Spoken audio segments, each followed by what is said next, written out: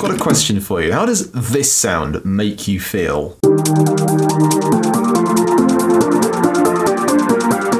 If you're like me and you went through a massive EDM phase around the start of the 2010s, then this will probably give you a feeling of immense nostalgia. Like, as cheesy as it sounds, this for me is like the sound of my early years in secondary school. It's the sound of playing Minecraft beta, and it reminds me of a time when I actually went on Facebook for enjoyment. I actively logged on to try and have a good time, and alien concept these days. Now, for those of you who don't remember this era quite as well, electronic dance music, or EDM, was having a really big revival at this sort of time, sort of 2010 to 2012, as a number of new genres came into the mainstream, including complextro, progressive house, and perhaps most notably of all, brostep, of course, though we all refer to it more commonly as dubstep. And undoubtedly, one of the artists who spearheaded and embodied this sort of era was Skrillex.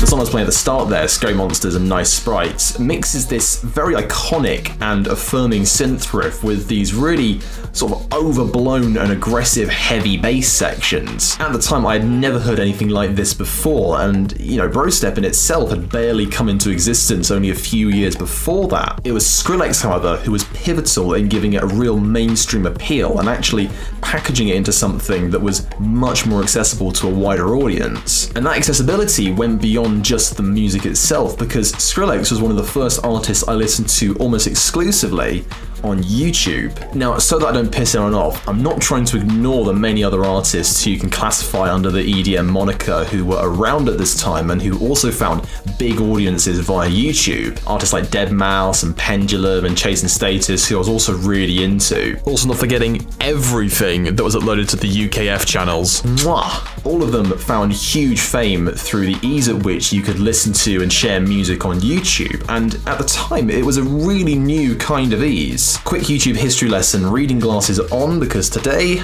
we're doing some learning. So it was only a few years before this that artists and record labels realized that you could upload music, and in particular music videos, to YouTube, and that they would gain tons of views very, very easily. Come 2009, and the music industry was keen to start regulating this, unsurprisingly, and so they started working out how to consolidate their position on the site. The biggest move out of all of this was Vevo, a joint venture between Universal, Sony, and EMI, and that launched in June of that year. Vevo ensured that labels could upload the music videos for their artists through one official source, and much as it was a big encroachment on the amateur and homegrown nature of YouTube at the time, it also really helped to confirm that YouTube was a place to discover and listen to music. And the attention and authority that that gave YouTube meant that uploading music onto there was a surefire way to gain some success. Okay, back to Skrillex. YouTube was so important because I found Skrillex's music through mates of mine sending links to me, and to listen to it, you didn't have to pay for it either. The aesthetic that Skrillex had with the laser lights and the metallic look of all of his artwork, plus just the experience of listening to his music on YouTube, really made him very synonymous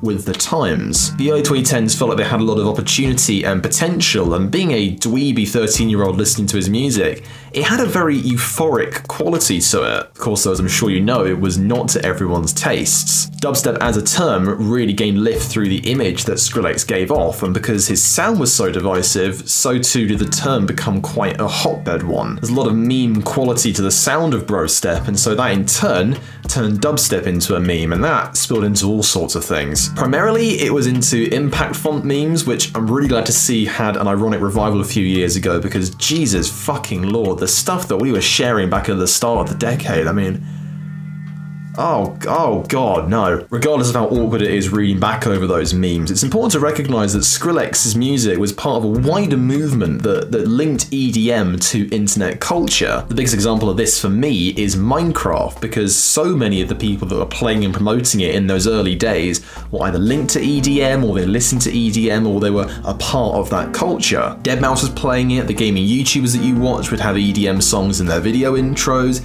This sort of stuff would get discussed in the comments as well, and it was also being discussed on the online servers that I went on, and with my mates on Skype who I played with. And I guess that's really where the nostalgia comes in most of all, because discovering all those technologies and being able to experience them with people at the time is you know, something that was very, very special to go through. Much as I have a fondness for his stuff now, I have also called Skrillex's stuff incomprehensible low-frequency noises with people shouting over the top in the past. And I went through a real phase where I really rejected a lot of his stuff. I guess in going through that, I've been able to gain a respect for what his music really means to me, and it's emblematic of a really special part of my life. Secondary school and being a teenager was far from the most fun I've ever had in my life, but you know, back in 2011, 2012, listening to his music with my mates, doing stuff online while I had it on the background and playing video games, that's something that I really, really cherish. And it was something that really made me feel like I was part of the moment. There's something else that we have to look back on now as well, and that is the influence that he helped to have on the music industry as a whole. Because of course, as I mentioned, at the same time that he was breaking through, a whole host of other genres under the EDM moniker were also breaking through. And I don't think there's any denying that the light that he helped to shine on those associated genres led to pop music in the early 2010s being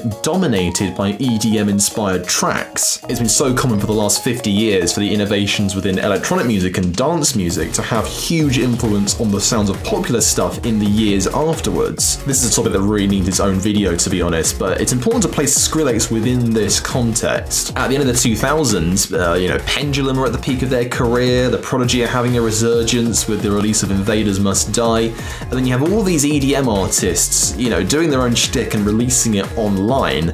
And what happens? Well, from 2010 onwards, the charts are full of tracks either inspired by EDM or they are EDM tracks. So many EDM artists gained big commercial success during this time. Avicii, still miss you, dude. Swedish House Mafia, LMFAO, Example, Martin Solveig, DJ Fresh, Knife Party, and there are a whole slew of pop singles that are influenced by this sound. Miami to Ibiza by Tiny Temper and Swedish House Mafia, a school disco classic. Titanium by David Guetta and Sia, We Found Love by Rihanna and Calvin Harris, Lady Gaga, Katy Perry, Nicki Minaj, Taylor Swift, they all released music that was inspired by EDM at one point or another during this period. And of course Skrillex scored big as well with his 2012 hit Bangarang, which ended up charting really well in the UK. It's not that Skrillex was the one who invented all of this or who single-handedly changed things, but from a grounds-up listener perspective, he was so pivotal in giving accessibility to these new styles of EDM and also shaping how we listen to it. So many smaller artists were able to gain attention from the fact that EDM and YouTube were sort of so synonymous, and with labels like Monster Cat and UltraMusic as well, there was a huge amount of material that was brought to the fore. And let's be real, streaming is the defining aspect of listening to music in general today. I mean, I still buy the stuff that I enjoy in other formats, and I even bought some of Skrillex's stuff on iTunes, but it's streaming where we do the majority of listening to music these days. All of this emerged at a time when streaming was starting to become the dominant way of listening to music. So, divisive as his sound was, listening to it reminds me that I was able to go through that huge revival that EDM had and that real revolution in how we listen to music. And those are memories that you can't take away from. Sure, not all the music from this era has aged particularly well, and my god, the commercial stuff especially is shocking. But revisiting tracks like Scary Monsters and the EPs he released, you know, sure, it was divisive and not to everyone's taste, but 10 years on, it has aged so well, and it is undoubtedly some of the most memorable music released from that time. And then there's the fact that Skrillex has gone on to become one of the most talented producers of a generation and has worked on some absolutely incredible stuff since he first emerged. That too is a topic for another video. Let me know if dubstep and EDM make you nostalgic for times gone by, and I'll catch you in the next one.